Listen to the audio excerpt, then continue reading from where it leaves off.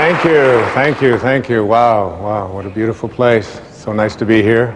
The Majestic Theater in Boston. The subject of this special that I would like to present to the world is called the power of intention. The word intention, usually when we use this word, it has sort of a connotation meaning nobody's going to get in the way. I intend for something to happen. I'm going to make this work no matter what. Regardless of whatever opposition I encounter, I intend to make it happen. It's like being a pit bull who's got a hold of a tire. Have you ever seen that? And they're just not going to let go. I'm going to have this pit bull attitude that I'm going to make something happen. That's what intention is. I'd like to offer here to you something that may change the way you look at things completely in terms of this idea of intention.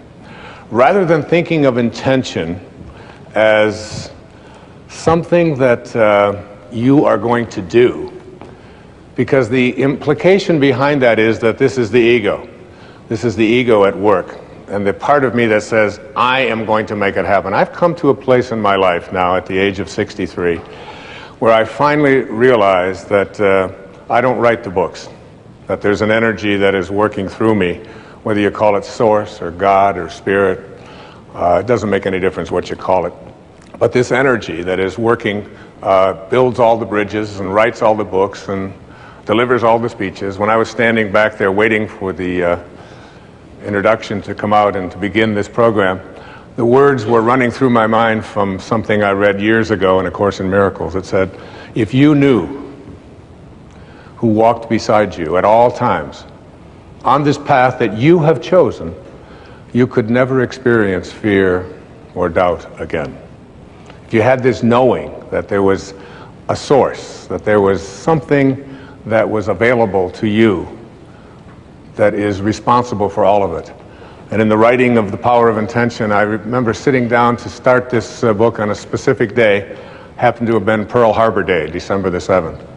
And I sat down and I put my left hand on the table and I just surrendered and I let go and I allowed the words to flow through my heart and onto the page. And I don't write with a computer. I don't have one. Can't afford it. I have 8 children and they all need one for some reason. And I don't have all of the fancy kinds of, I don't even have a typewriter. I just allow the words to come through me onto the page. And as I was sitting there and allowing this to happen, I began to realize that there was something greater going on here. And as the days went by, and as I wrote each day, getting up early in the morning, and I did this years and years ago when I first started speaking. I used to speak with notes and have everything all very carefully written out and so on. And there came a time when I could no longer do that. I just had to speak from my heart, which is exactly what I'm doing here with you today in this program.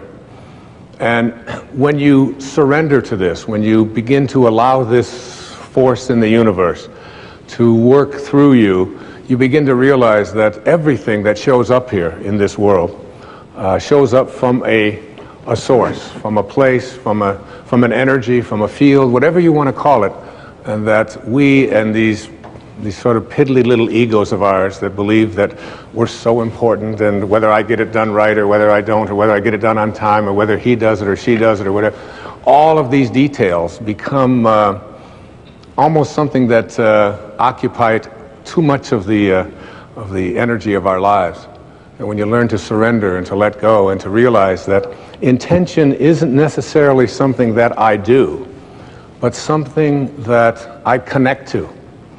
And I'd like to share with you here at the opening a couple of observations, a couple of quotes that I came across as I was preparing to write this book.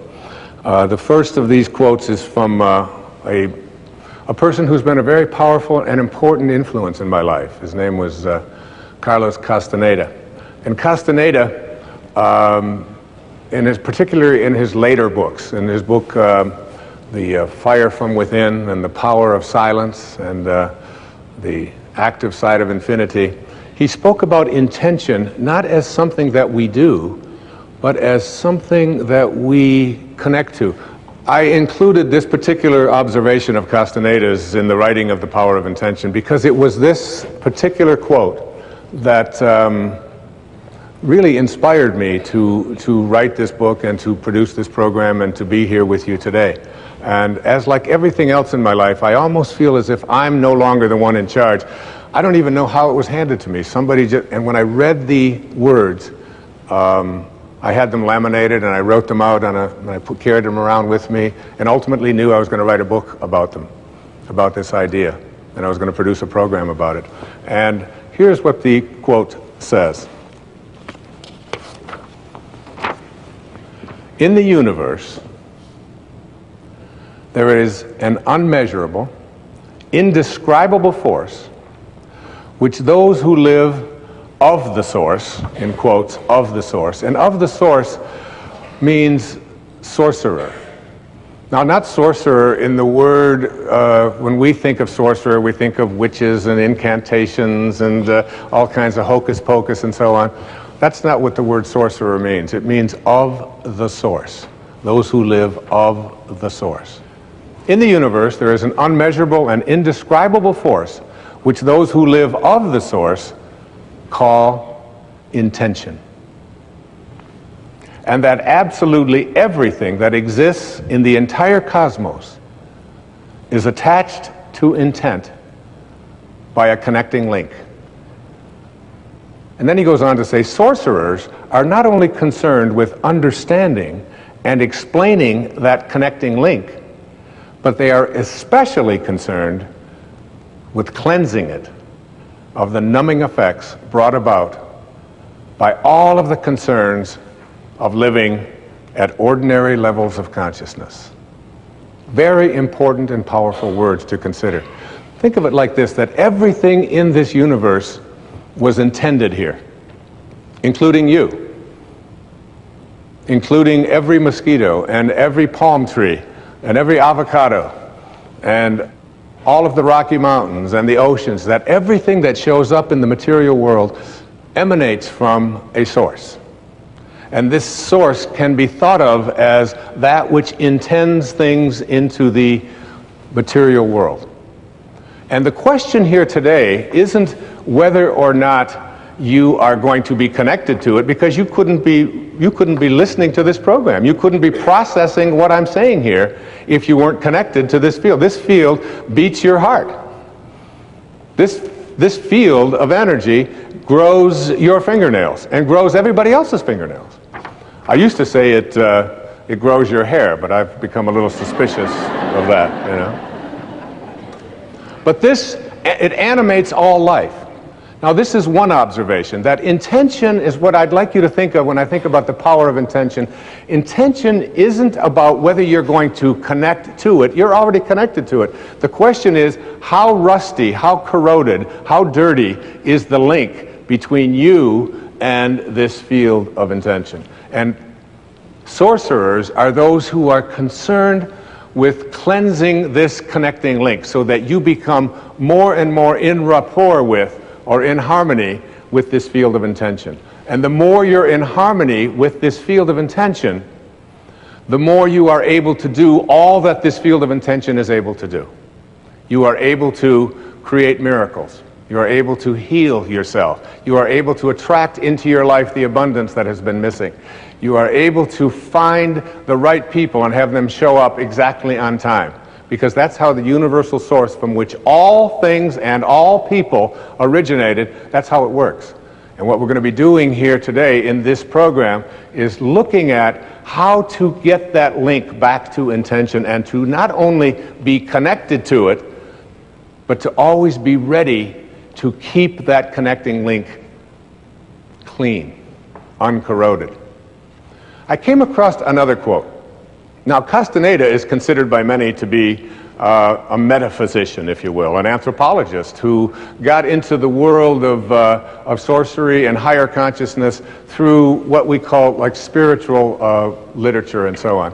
There's another man whose observations I came across that I want to share with you. And his name is Max Planck.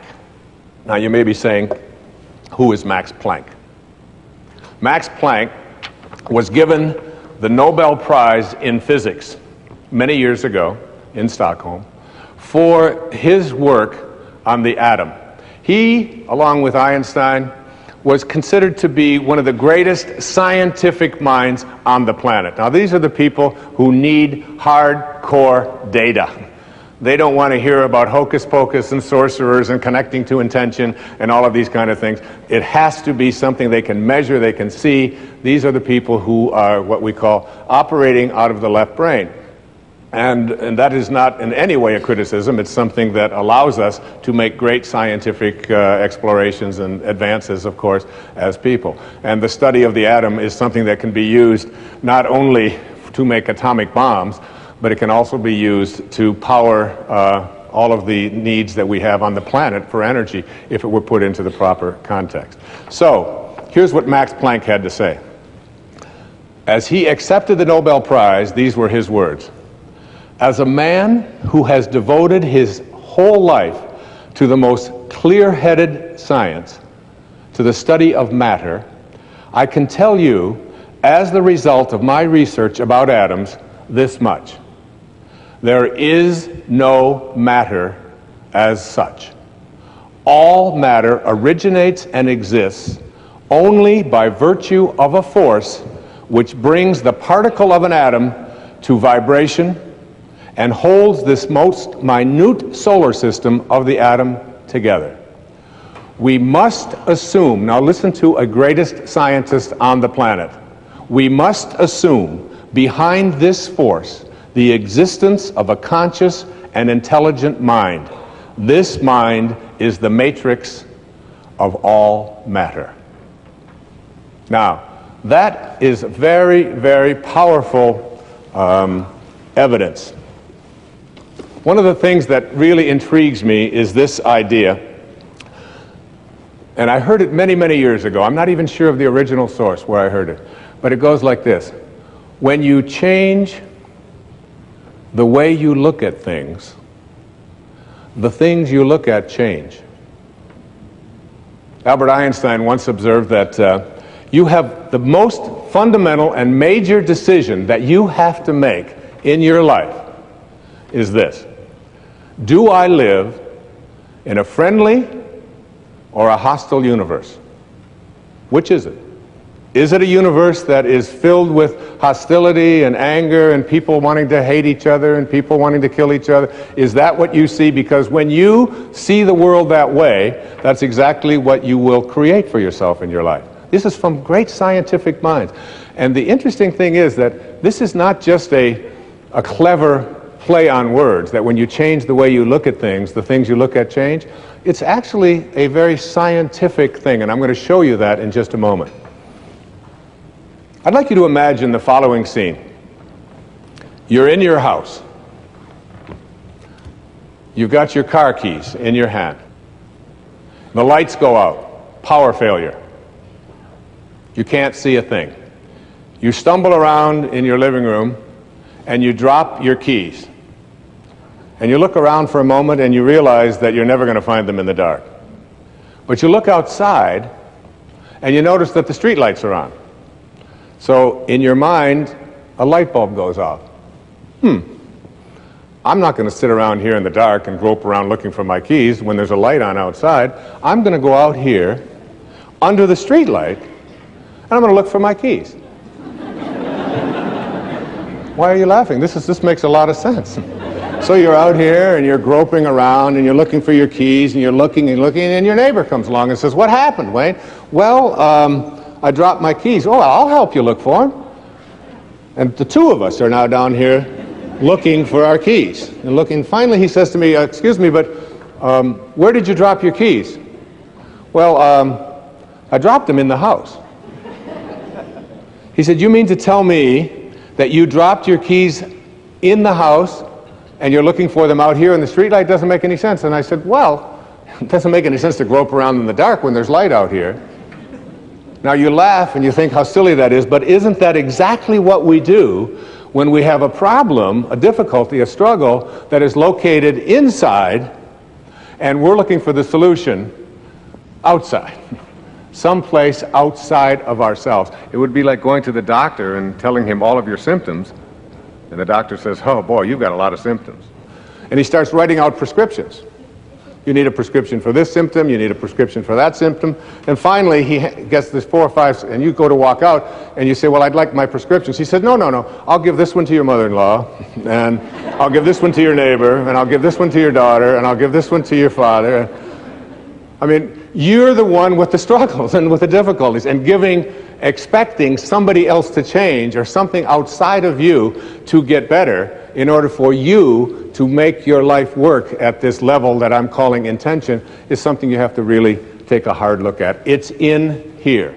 We have to see, the question isn't whether I'm connected to this field of intention. The question is, how ready am I to keep that connecting link absolutely corrosion-free? Now, I used to ask the question many years ago, from studying philosophy and teaching it for many years, who am I? Who am I? I'm pretty much at peace with that now. I really think that who I am is a piece of the divine source, disguised as an author and a father and a writer and someone who delivers these kinds of talks and so on. It's all a disguise. I remember when someone asked Mother Teresa, what do you do every day in the streets of Calcutta? She had a wonderful, profound answer. She said, every day I see Jesus Christ in all of his distressing disguises. I see the unfolding of Source, the unfolding of God, the unfolding of Spirit in all that I encounter. And I see it in myself as well. And I see that and know that. That's not the question that bugged me the most. The one that puzzled me the most is, where did I come from? Where did I come from? You ever ask yourself that question? I used to ponder that. I can remember I lived in a series of foster homes for a while when I was a young boy, until I was about 9. And I lay out in Mount Clemens, Michigan. I would lay out on the grass, and I would look up, and I'd see these endless stars. There was an apple orchard out there. And I could just lie there on my back, and I'd just look up, and I'd say, where did I come from? Where did I come from? And it's not about reincarnation. I always liked Eleanor Roosevelt's response when they asked her if she believed in reincarnation. She said, I don't think it would be any more bizarre for me to show up in another lifetime than it was for me to show up in this one. Which always kind of made sense to me. You know? It's hard to figure all of this out. But where did I come from? Where did I come from? So you ask yourself this perplexing question, where did I come from? And most of us, when we think about that question, we come up with an answer. And the answer is, as hard as it is for us to even imagine, our parents did it. It's a tough one. But in one blissful moment, one drop of human protoplasm in some mysterious way collided with another, and life began in this microscopic dot.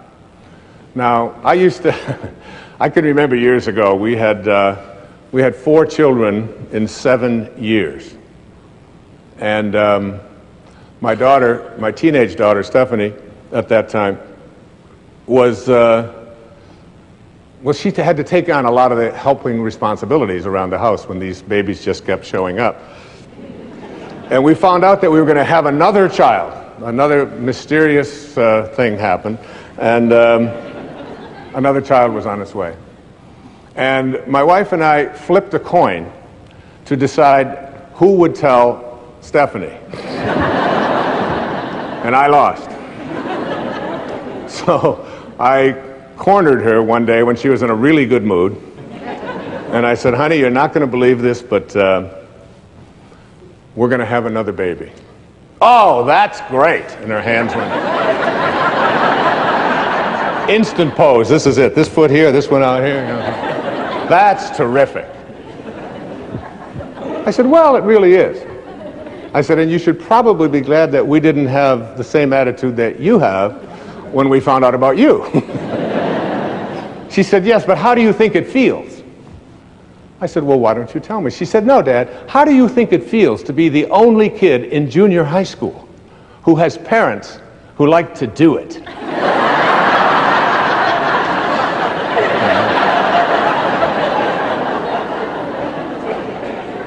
And I said, Steph, I know this is going to be hard for you to accept, but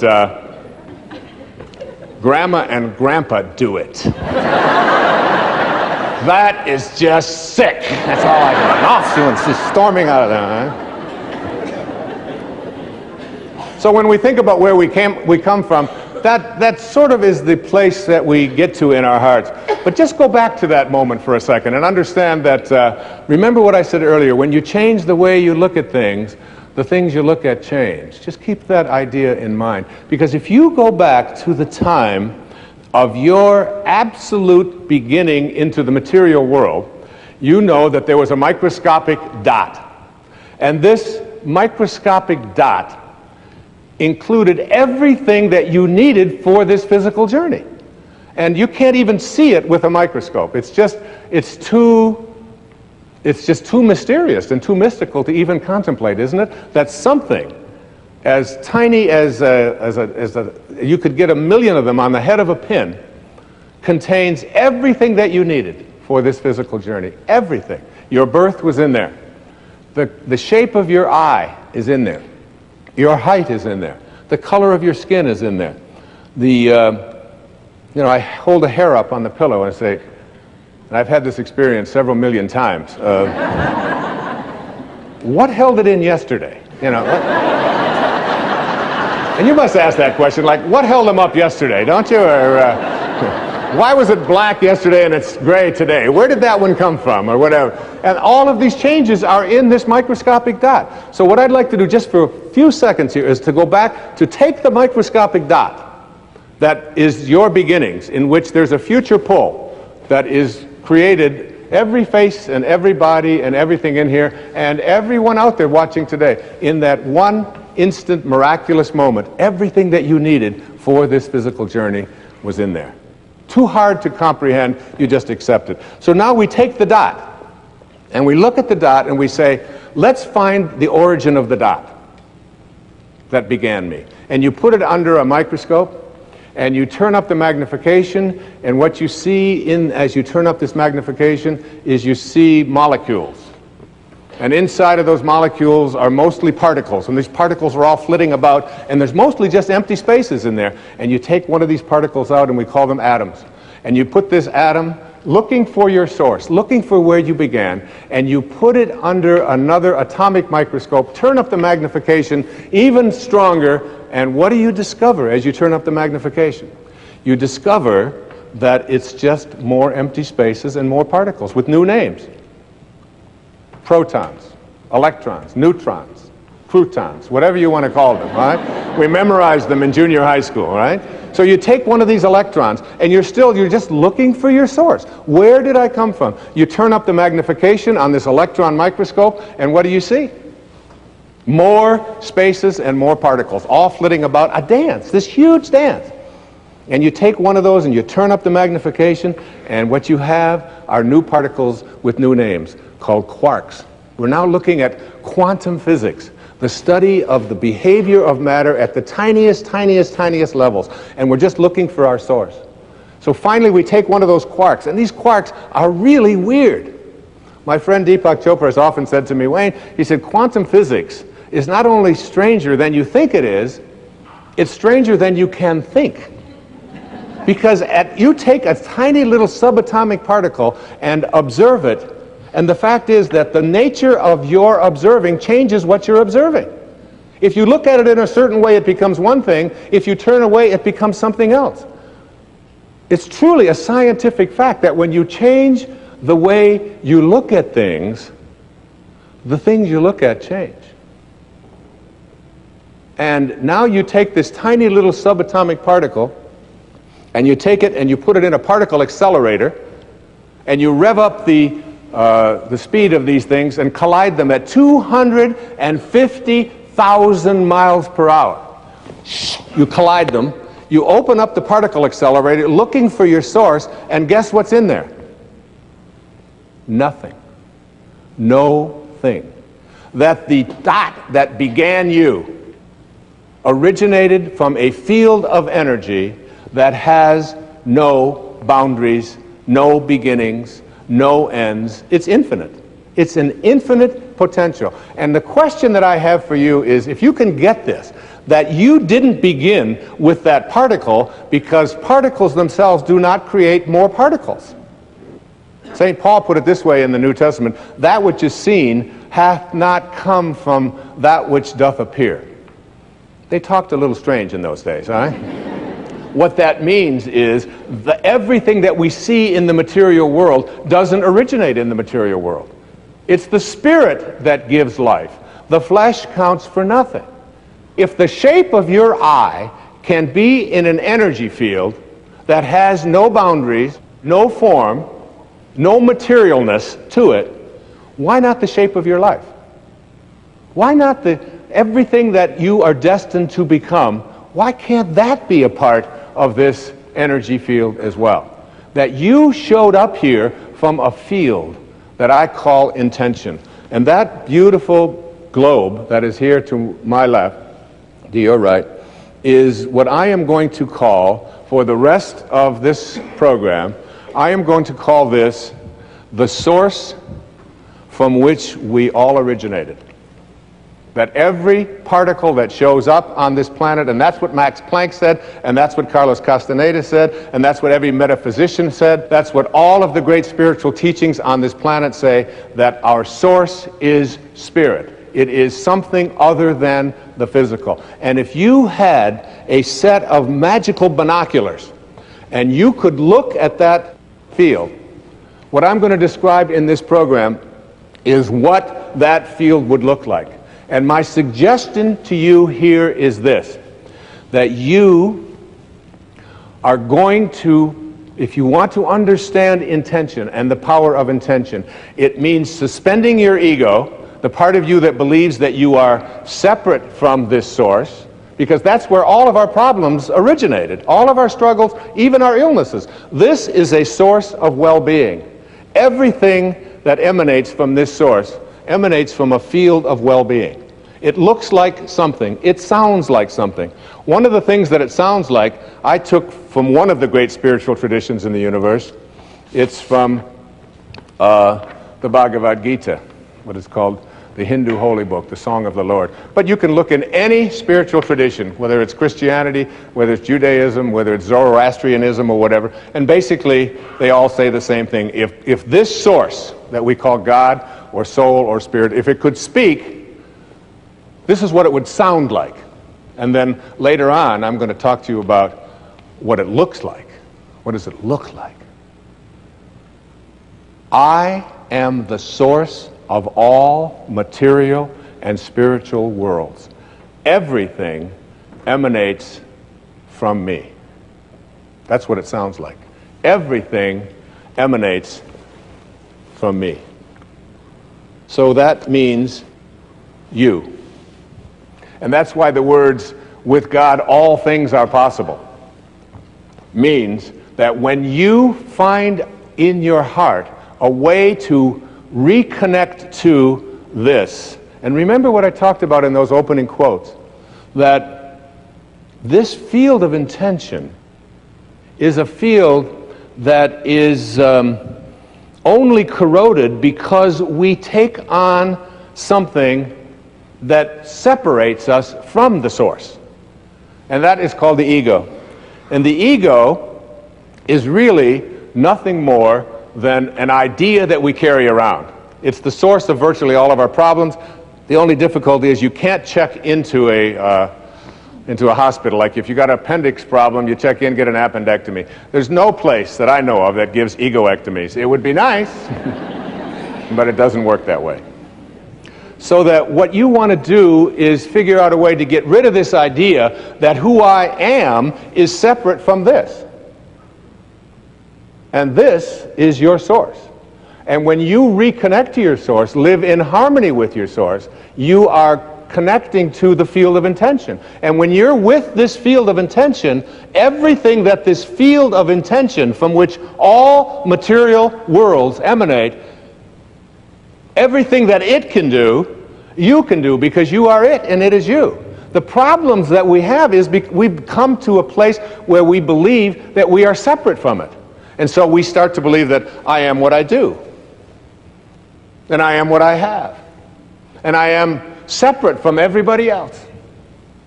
And I am my reputation. And I'm separate from what is missing in my life. But this field from which all things originate, if it's everywhere, it's got to be in you. And if it's everywhere and it has to be in you, it has to also be in everything that you perceive to be missing from your life. It has to be in that too, because there's no place that it's not. And if there's no place that it's not, you literally are already connected to everything that you would like to attract into your life. What keeps you from doing it is your belief that you're separate from your source. We want to reconnect to this source. People ask me the question, what about a free will? If I was intended here, and the shape of my life was intended here from this source, where does that leave me with a free will? Well, where it leaves you with a free will is this. You have a free will to decide whether or not you are going to connect or not connect to that source. That's your free will. If you make a choice, a conscious choice, to stay disconnected from it and believe that you are all of these things that I just illustrated in the ego, this field of intention doesn't know anything about non-well-being. It creates from a source of well-being. It doesn't know anything about fear, about anxiety, about worry. It just is in a constant state of creating. There's a quotation that goes like this: self-realization, which is really reconnecting to your source. Self-realization means that we have been consciously connected with our source of being. We are reconnected to this source, which I'm going to describe in detail in this program, what I believe the faces of intention look like. Once we have made this connection, then absolutely nothing can go wrong. That's from Swami Paramananda. Nothing can go wrong when you reconnect to source. All of our struggles, all of our illnesses, all of the scarcities in our life, all of the problems we have in our relationships, all of this stuff came about because we disconnected ourselves from a field of intention that is nothing but just well-being at work. It only wants you to be in a state of happiness.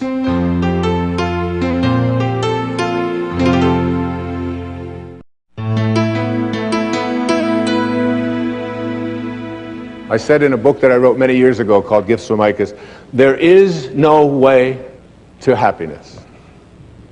Happiness is the way. You're not going to find it in something outside of you. It is, and it's like when you understand this and get this, connecting to intention means something that's very powerful to you. There's an observation that I came across in the writing of The Power of Intention by a man who gave a lecture, I'm not sure the exact year, but it was in the early 1900s. His name was Thomas Troward. And he gave a series of lectures on mental science at Edinburgh in Scotland, called the Edinburgh and Dorey Lectures. And one of those observations, one of those quotations was this. I really love this. He said, "The law of flotation was not discovered by the contemplation of the sinking of things." Isn't that great?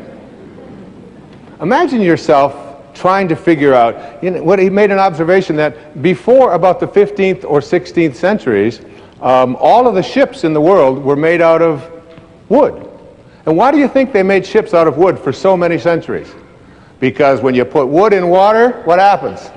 It floats. And our conclusion was, the law of flotation must be, you want things to float, make them out of things that float. But now we have realized that in studying the law of flotation, that it has nothing to do with what the material is made out. It has to do with the amount of water that is being displaced. So now all the ships of the world are made out of stuff that doesn't float, and yet they float. We're celebrating now at this time in our history the 100-year anniversary of Orville and Wilbur Wright, over in Dayton, Ohio.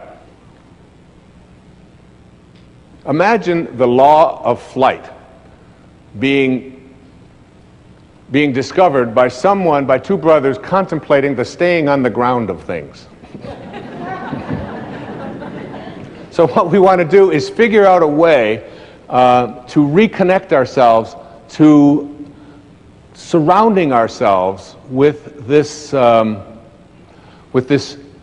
idea that we are already connected to everything that we need for everything in our life. We've just separated ourselves by believing that we're something that we're not. In a book that I wrote a few years back called 10 Secrets for Success and Inner Peace, which was part of a PBS special, one of those secrets is called treasuring your divinity. Treasuring your divinity. And I came across this observation, and I was writing some notes on what I'm just talking about, on contemplating things. Listen to these words. We know that by the very nature of the creative process, which is what intention is about, learning to create the life that you want, the world that you want, the people that you want, the excitement that you want, the health that you want, everything. We know that by the very nature of the creative process that we are one with this originating spirit. And therefore, we are also one with all of its principles. Whatever this is like, whatever it sounds like, whatever it thinks like, whatever it looks like, we are one with it. And consequently, we are one with its infinite personality. We are not here as human beings having spiritual experiences. We are all spiritual beings having human experiences. All of us. We are all infinite. And therefore, our contemplation of this source, as the power which we want, gives us the ability to use that power. And the way that we use this process is to contemplate ourselves as surrounded by the conditions which we want to produce. Keep that in mind. Underline that. Surround yourself internally with the conditions, contemplate them, which you want to produce. What is it you want to produce in your life? What do you intend to create for yourself? It's not your ego that's going to do it. It's your free will to reconnect to this, which is the source of everything. You're going to be, by the end of this program, you're going to be in rapport with, in harmony with this. If you call my cell phone, pick up the phone, I'm not going to give that number, but if you were to call this number, this is what you would get as a message from me. Hi, this is Wayne Dyer that you've reached, and I want to feel good. If your call is designed to do anything other than that, you have reached the wrong number, and I urge you to call Dr. Phil.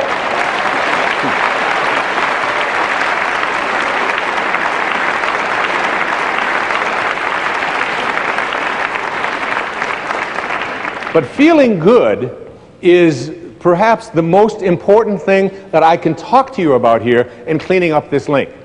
If you open up the Torah, this ancient spiritual text, the Old Testament, and go to the very opening lines, Genesis 1:1, it says, what? In the beginning, God created heaven and earth. Pretty simple. God is infinite. Out of this source came all the material worlds. And then if you read down 31 lines later, it says, and all that God created was good. So good and God are synonymous, aren't they? Good and God, just an O, just one extra O. So that when you say, I want to feel good, as you'll see as this program unfolds, you're really saying, in a way, I want to feel God. I want to feel whatever this beautiful source of all, this divine mind, this source of all things, I want to feel what it feels. Now you might say to yourself, yeah, it's easy to say I want to feel good, but how can I feel good when so much around me is bad? How can I feel good if my sister-in-law has cancer? And how can I feel good if I know that over on the other side of this planet there are people who are starving to death? And how can I feel good if there are people who are poor and I have money, and there are people who are starving, and how can I feel good when my children act in the way that they act? Or how can I feel good? And I suggest to you that when you say, I want to feel good, what you're saying is, I want to feel God. I want to feel this. I want to connect here. And I want to offer this to you as a very important and powerful piece of advice that came to me years ago. You cannot get sick enough to heal one person on this planet. And you cannot get poor enough to make one person wealthy on this planet. And you cannot get confused enough to unconfuse one person on this planet. No amount of your feeling bad, when you say feeling bad, what you do is you lose your connection to Source. And when you lose your connection to Source, what happens is you create something called resistance. I can't do this. It's not possible. I don't deserve it. It's just not something that I can do.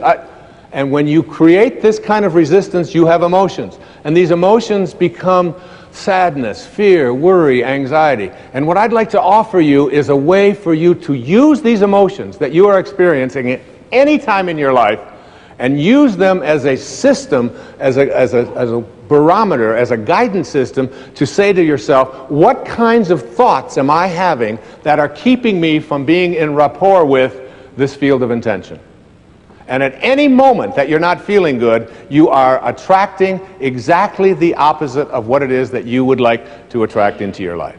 You are using this as a way to keep yourself from feeling God or feeling good. If you are listening to the news, and the news is filled with all of the reasons why you should be depressed, and it's not an accident that then they are sponsored by all of the reasons why you should take these narcotics or these pills or whatever it is in order to get over. So here's some depression, and wait a minute, we'll be right back. Here's a way out of it, okay? I saw a commercial the other day. I don't even know what it was for. Some guy gets up in the morning, and he's going out to get clams. And he's going out clamming in the morning, and he's successful at getting the clams. He walks off, and he's got his clams. And I think, and then they say, call your doctor to see if you need some of this clam-finding miracle drug. There's a drug out there that'll help you find clams if this happens to be one of your problems. All right? And there's something out there, and now we're being told to call our doctors. Do I need the orange pill, the green pill, the purple pill? Do I need this one? I saw so-and-so reading it, and she was skating on the ice, and I want to skate on the ice and do it. And it's like it's an endless progression of this. It's one of the reasons that I put so much of my energy into public television. Because when I watch the evening news, when I watch Jim Lehrer on the evening news on PBS, which is the only news that I watch, I don't get bombarded with all of the reasons why. And I also get sort of either side of this thing. I don't just get a one-sided view of it. And it's like it's an energy system. I'd like to say to you here that my idea about connecting to intention has certain obstacles to getting there. And I just want to very briefly go through what those obstacles are and then move into what it is that you need to do to understand what this field looks like and what you can do to stay connected to it. Keeping in mind these words, I want to feel good. I know my beautiful daughter, who will be singing in a little while, Sky, she was working on a music project. And she had come to me and she said, when she was going to school at the University of Miami, and she said, Dad, would you mind if I dropped out of school? And since I have been a person who has never, ever listened to any advice that adults ever gave me throughout my life about what I should do with my life, because I believe it's something that you have to own yourself, I said, why? And she said, well, I want to sing. I've always just wanted to sing. It's the only thing that's in my heart is singing. And what I've discovered, she said, is that I can't sit in classrooms anymore in my junior year and be told how to sing by people who are not singing. And she said, I also don't want to study theory any longer. I want to sing. I just feel it in my heart. I said, that's great. I said, I'd like to take you with me when I talk all over the country, all over the world. And I'd like you to sing for me, because I'm always so proud to have her on stage with me, as you'll see why shortly. And I said to her, I said, honey, but what you got to do is perhaps put together a project, perhaps put together a CD, get some way that you can come out and sing at the talks and include on this some of the music that is relevant to what I speak about. And she said, okay. And I was over on Maui and I was writing. And she called me, she said, Dad, the problem is that the musicians that I need to be able to do this are not available. And you can't get them. And I said, Sky, you've got to contemplate yourself as surrounded by the conditions which you wish to produce. Don't think about the musicians as not being available. Contemplate yourself surrounded by the musicians, and you'll see that when you reconnect to this source will provide. It always does. It's an unfailing system. It's fail-safe. She said, all right, Dad the dork, you know. She called me back the next day. She said, you're not going to believe this, Dad. I did what you said last night, and all the musicians are available. I just can't believe it. She said, they called the ones that I wanted, especially they had a cancellation on something. She said, the only problem is that the studios that I need in order to be able to record it are unavailable. There's no studios available in any place in South Florida, and I want to get this in, and I had given her a deadline of like 4 days to get this done, an entire CD. So she called me back and she said, how do I get a studio? I said, Sky, contemplate yourself as surrounded by the conditions which you wish to produce. The law of flotation was not discovered. All right, I got it with the flotation, okay? She called me back the next morning. She said, Dad, it's a miracle. She said the studios had a cancellation, and the studio that I really need and the musicians, they're all available. I can put the whole thing together. It's so exciting. This stuff really works. I said, of course it does. She said, the only problem is that it costs quite a bit of money to pay these musicians and to have the studio time. I said, Sky, honey, you've got to contemplate yourself as surrounded by the conditions which you want to produce. She said, that's why I'm calling you.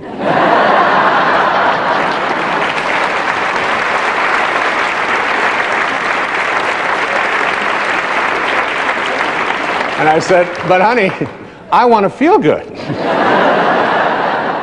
She said, maybe you should call Dr. Phil. She said, and this will make you feel good because you will be contemplating yourself as surrounded by a daughter who is so... She used it all right back on me. And she did it, and she got it done, and she was able to produce it. And, you know, it sounds like a silly little example, but it's like the obstacles that we have to creating what we want very often are in the ways that we perceive ourselves as disconnected here. And every thought that you have that says, I can't do it, is resistance to connecting to Source. And every thought that you have that says, it's never worked before, that's resistance to connecting to this Source, to what is being, what I call vibrating through Source energy, getting back to your, having your desires, what you want to create in vibrational harmony with this highest energy in the universe. The obstacles that we have, most of us are, there's three of them. The major one is the ego, which I talked about earlier. You have to learn to stop being offended. There are people out there who are going through life looking for occasions to be offended, and you very seldom will find yourself disappointed. And if you don't like the way somebody's dressed, that's a way to be offended. If you don't like the language that they use, one of the things I do is I run in hallways.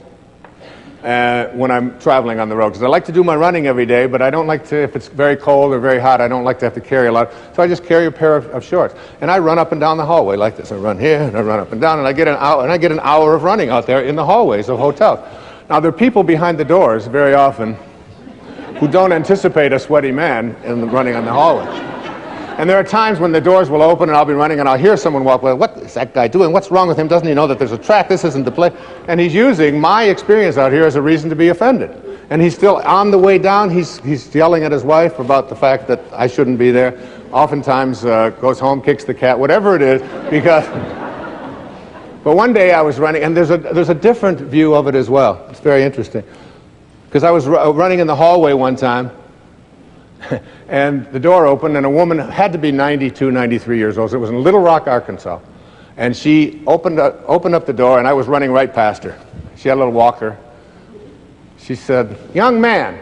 I immediately loved this lady. Huh? She said, "What the hell are you doing?"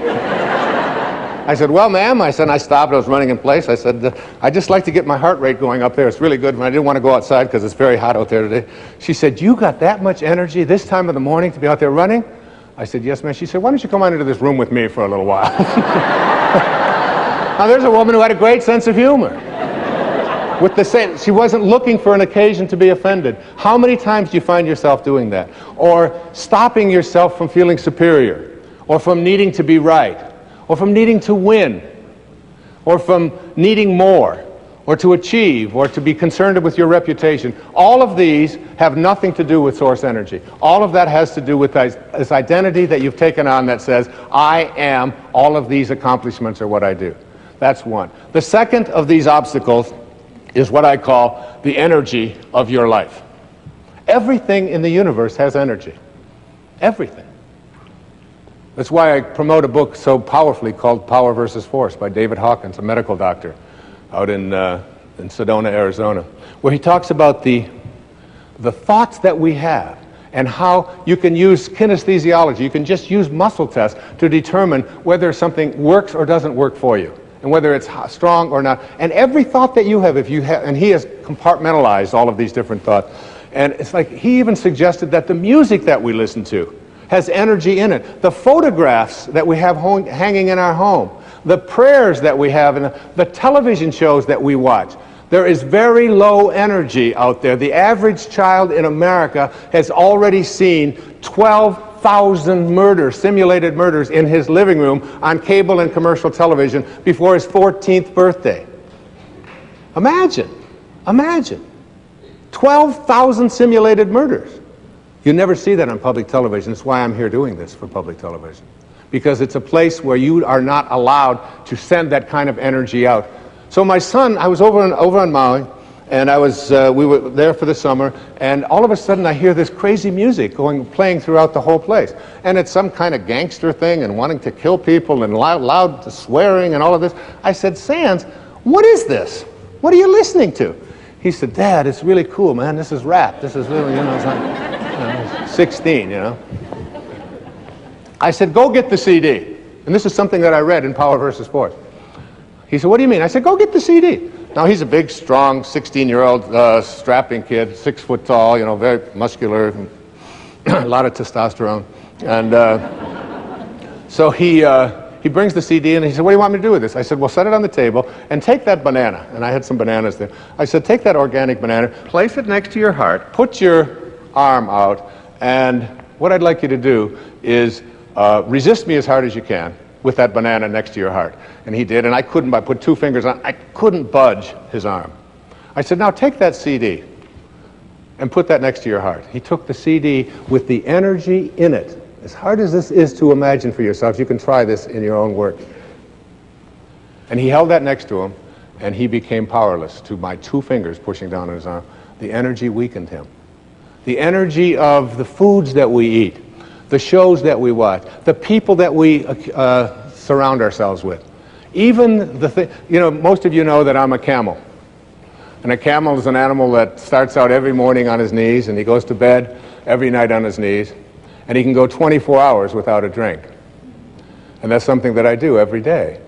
I go 24 hours without a drink. And it isn't because I labeled myself as an alcoholic or anything like that. I was told by a very powerful and important teacher that if you want to reach the levels that I would like you to be able to understand, where you can literally do a somersault into the inconceivable and see yourself as capable of attracting and healing and being able to create abundance, if you want to be able to be all that you can be, he said you've got to stop putting substances into your body that are deteriorating the body and deleterious to the health of your body. And he said alcohol just happens to be one of those things. So I don't take a particular moral position on it. I did it because I didn't want that energy into my life.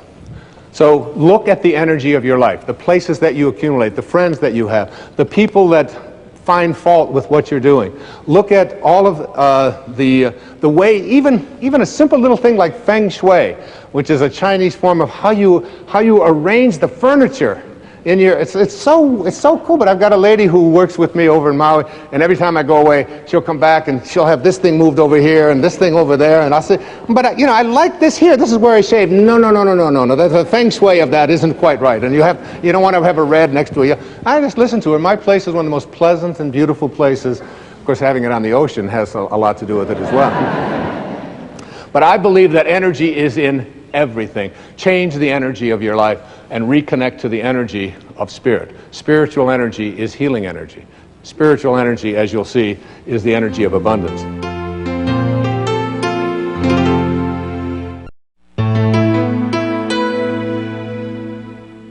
So now, the third thing is, as an obstacle, we looked at ego, we've looked at our energy, and also the way that we talk to ourselves. How do you talk to yourself?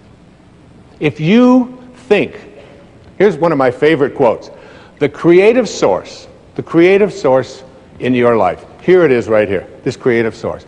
This source reacts to your belief in shortages with a fulfillment of your belief.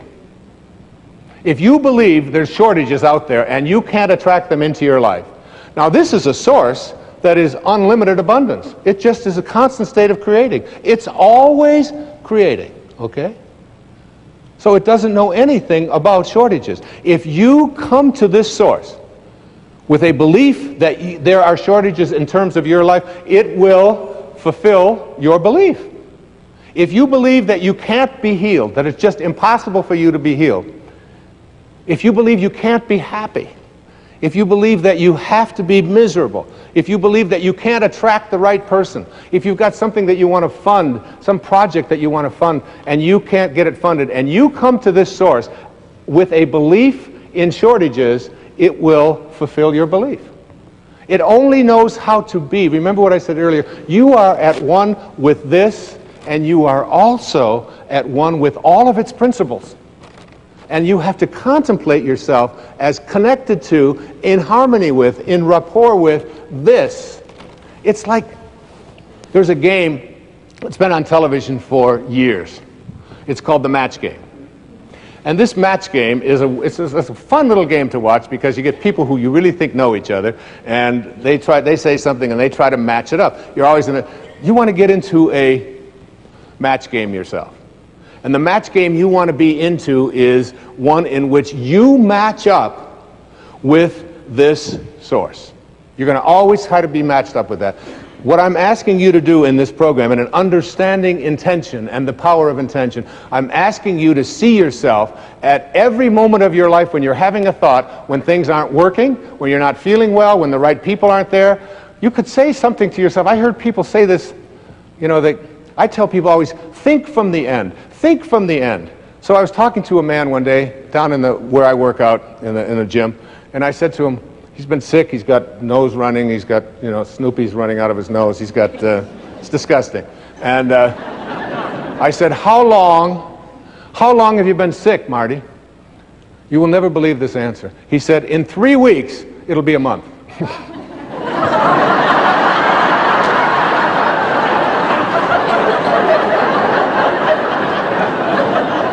What kind of thinking is that? I was changing plane in Dallas one time, and there was about 8 minutes to go before I had to make a connection, and the woman next to me, she said, I'd really appreciate if I could just step in front of you because I'm going to make my connection. She said, you're going to have to change trains and get to another terminal. She said, there's no way that you can make your connection. She's still in Dallas.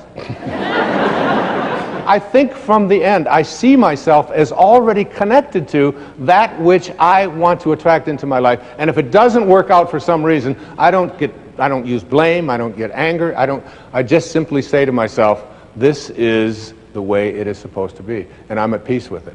I choose to be at peace because this is peace. You want to watch the resistance. What kind of self-talk do we have? If you think about what is missing in your life, and you talk to other people about what is missing in your life, and you share a lot with what's missing in your life. I'm missing the right person. My soulmate has never showed up, I'm missing the money. I don't have them. And you talk about all the things that are missing in your life, Here's your connection to Source. Remember, you're always connected. The question is, are you ready to stop living at ordinary levels of consciousness? Are you willing to live at a spiritual level of consciousness in which you are in rapport with that which provides everything? So if you're thinking about what's missing, and you go to this universal source asking to have fixed what is missing in your life, you'll have your belief in what's missing continue to be refocused for you. In the Old Testament it says, as a man thinketh, so is he. If you think about what is missing, don't be surprised if you keep attracting what's missing into your life. If you think about what always has been, then don't be surprised if what always has been is what keeps showing up in your life. Because thoughts are energy. And the thought of it's always been this way and there's nothing I can do, resistance. What emotion am I feeling? Frustration. I want to change that. What is my guidance system? I'm going to see how in harmony am I with this energy of Source, with the energy of intention. How in harmony with it am I? The source of all doesn't know anything about things being missing. There's nothing missing in this universal source. And you emanated from that. You are a piece of that. If you're always thinking about what they want for you, and there's no shortage of them, they're called relatives. I'm going to write a book someday that's going to be called Your Friends Are God's Way of Apologizing for Your Relatives.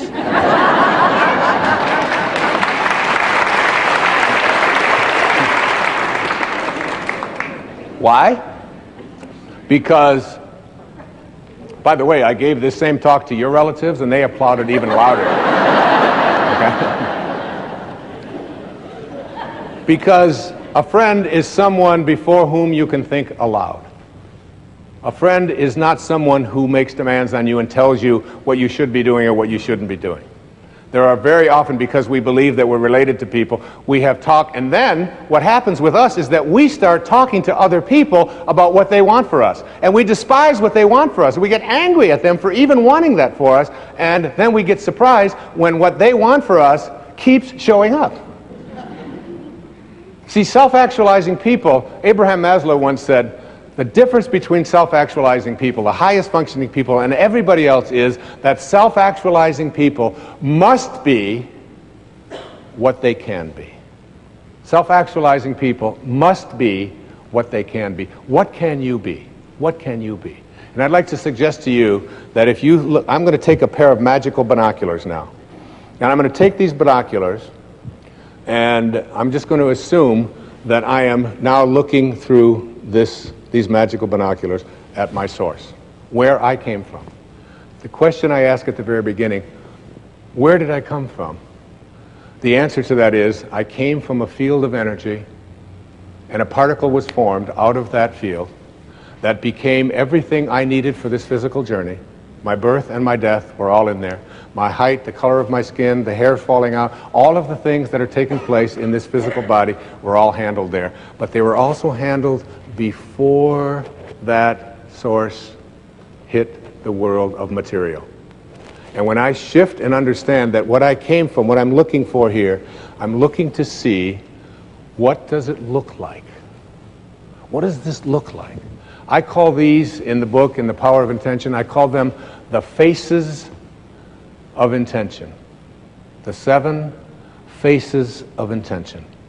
And any time in your life when you are not in harmony with these 7 faces, you are stopping the miraculousness, the miracle, the mystical mystery that you are, that not only decided the shape of your eye before it became a particle, but decided the shape of your life as well.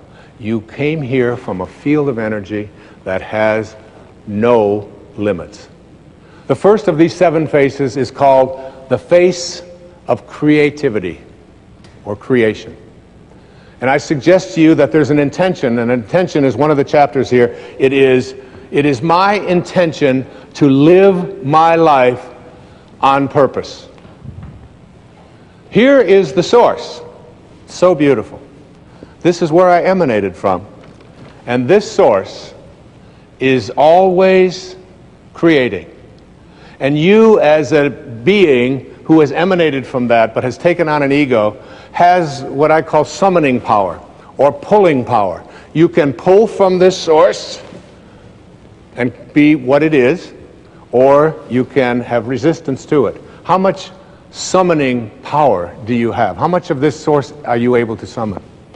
When you are on purpose and creating in your life, one of the great teachers in my life was a man named Patanjali. And he had an observation about being in spirit. The word in spirit creates a word called inspire.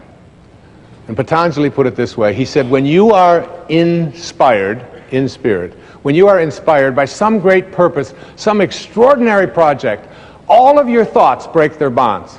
Your mind transcends limitations. Your consciousness expands in every direction, and you find yourself in a new and a great and a wonderful world.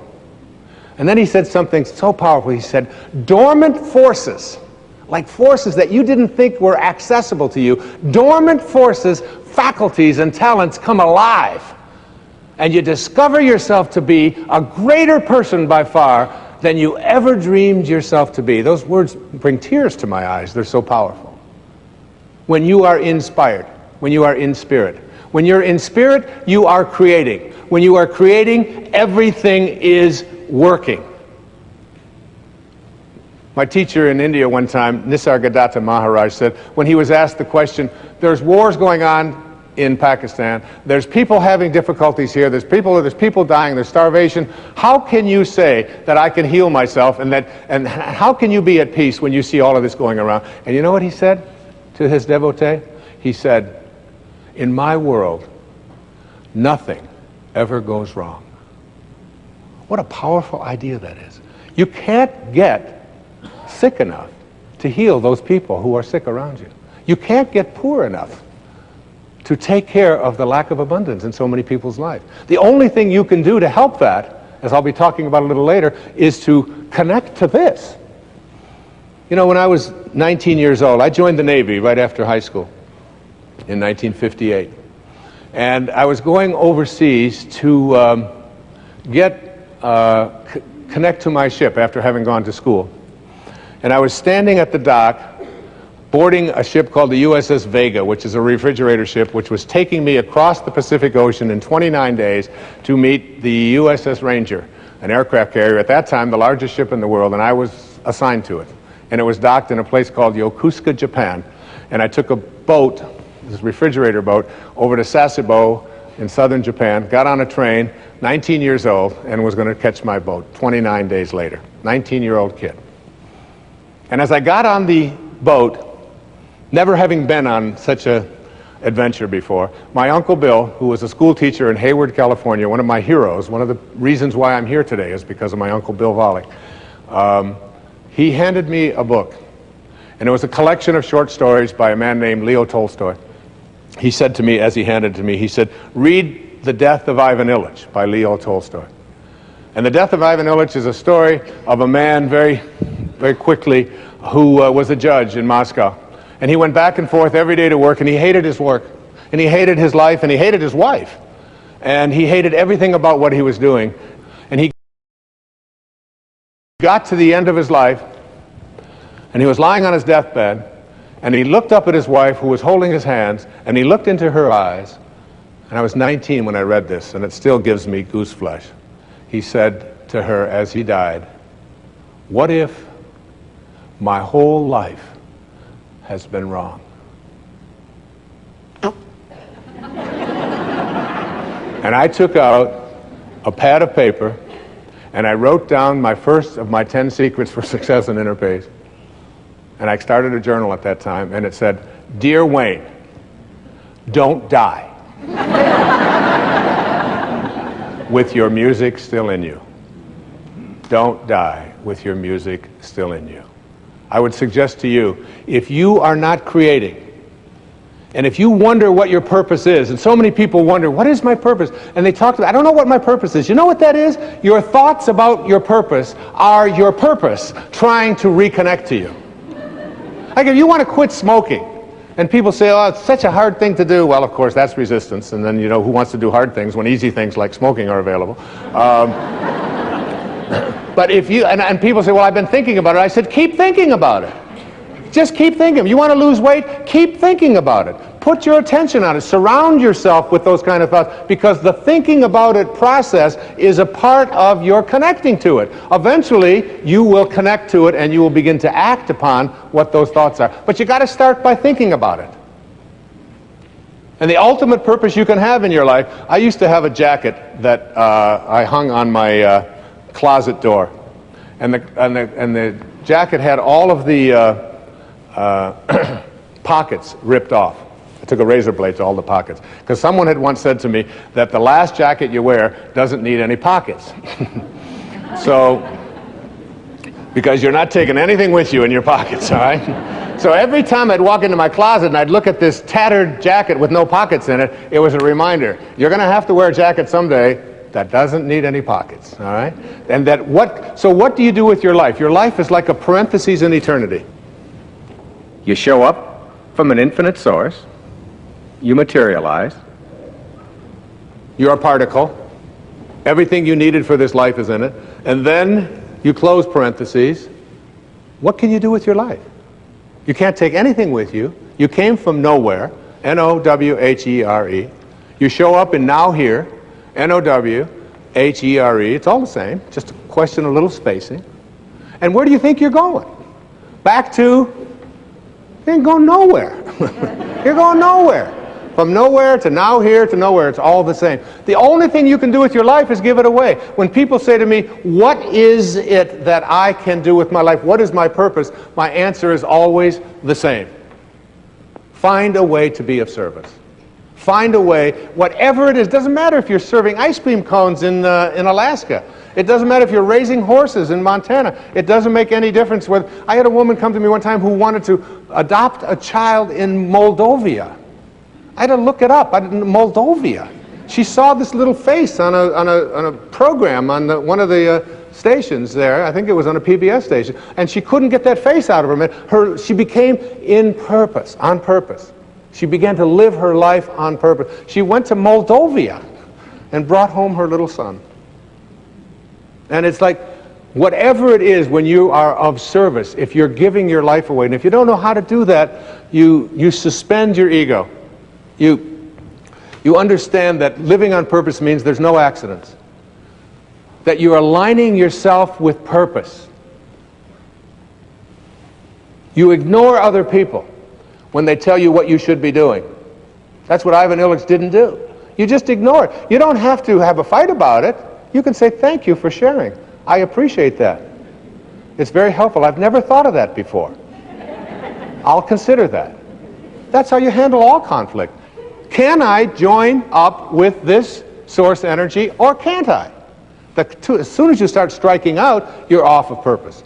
You have to contemplate yourself surrounded by the conditions you want to produce. That's the first phase of intention.